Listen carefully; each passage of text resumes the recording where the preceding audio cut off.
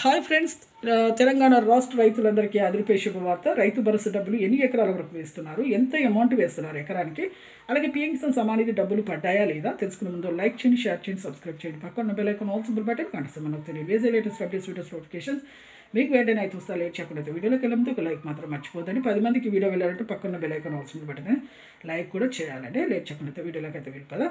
ఇప్పుడు రైతు భరోసా డబ్బులు అయితే ఎకరానికి 10,000 చొప్పున అయితే వేస్తున్నారు.